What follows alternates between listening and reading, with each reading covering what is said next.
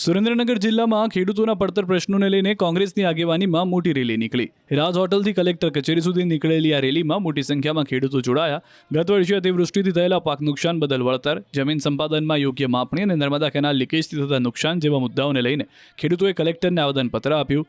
DELR કચેરી દ્વારા જમીન સંપાદન મામલે યોગ્ય જવાબ ન મળતો હોવાનો આક્ષેપ પણ કરવામાં આવ્યો. રેલીમાં કોંગ્રેસ સેવાદળના પ્રદેશ પ્રમુખ પ્રગતિબેન આહિર અને જિલ્લા પ્રમુખ નૌશાદ સોલંકી સહિત મોટી સંખ્યામાં કાર્યકરો હાજર રહ્યા. કલેક્ટર કચેરી કમ્પાઉન્ડમાં ભાજપ વિરુદ્ધ સૂત્રોચ્ચાર કરવામાં આવ્યા અને પાર્ટીના બેનર સળગાવવામાં આવ્યા. ખેડૂતોએ રામધૂન બોલાવીને પોતાનો વિરોધ વ્યક્ત કર્યો. ખેડૂતોએ ચેતવણી આપી છે કે જો તેમના પ્રશ્નોનું નિરાકરણ નહીં આવે તો આગામી સમયમાં ઉગ્ર આંદોલન કરવામાં આવશે.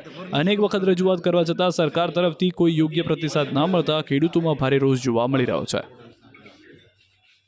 60 થી 65 હજાર અંદાજિત મેં ખર્ચો કરેલો છે. 70% ઉપર મારું નુકસાન છે અને સહાય પેટે કે વળતર પેટે કોઈ રૂપિયો આજની તારીખ સુધી મને મળેલ નથી.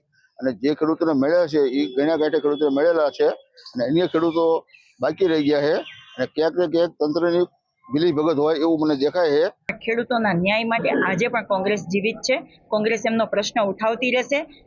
ખેડૂતોનો અવાજ બની અને આજે કલેક્ટર કચેરી સુધી પહોંચ્યા છે. જો આજે પણ નિકાલ નહીં આવે તો આ ઉગ્ર આંદોલન રૂપે ગુજરાતભરમાં આ ખેડૂતોનો અવાજ અમે લોકો કોંગ્રેસ પાર્ટી તરીકે ઉઠાવીશું.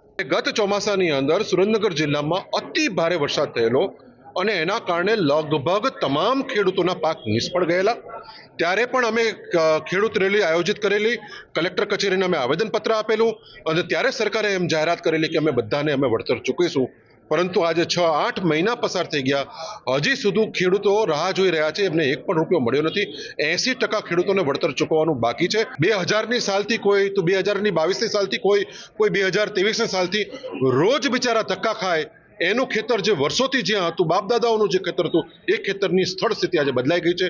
કોકના 5 એકર હતા એના 2.5 એકર થઈ ગયા છે, 2.5 એકર વાળાના 3 એકર થઈ ગયા છે. આમ ભયંકર હદે અંધાધૂંધી ફેલાણી છે. પરંતુ જમીન માપણી કચેરી અને રાજ્ય સરકાર આ ખેડૂતો પ્રત્યે તદ્દન અસંવેદનશીલ હોય અને એટલા માટે એમણે કોઈ જ કાર્યવાહી કરતા નથી.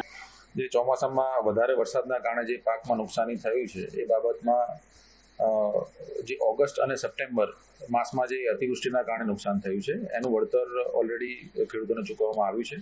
અને જે પાછળથી ઓક્ટોબર માસમાં જે વધારે વરસાદ પ્રમાણના કારણે નુકસાન થયું છે એની સર્વે કરીને એનો રિપોર્ટ રાજ્ય સરકારને મોકલવામાં આવ્યો છે અને ત્યાંથી મંજૂરી આવેથી આ લોકોને વળતર આપવામાં આવશે.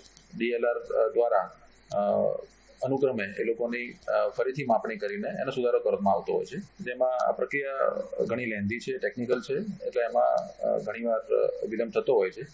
પણ એમાં જે આક્ષેપો કરે છે એ બાબતે તથ્ય જણાતું નથી. છતાં પણ અમારા લેવલથી એક તપાસ કરવામાં આવશે.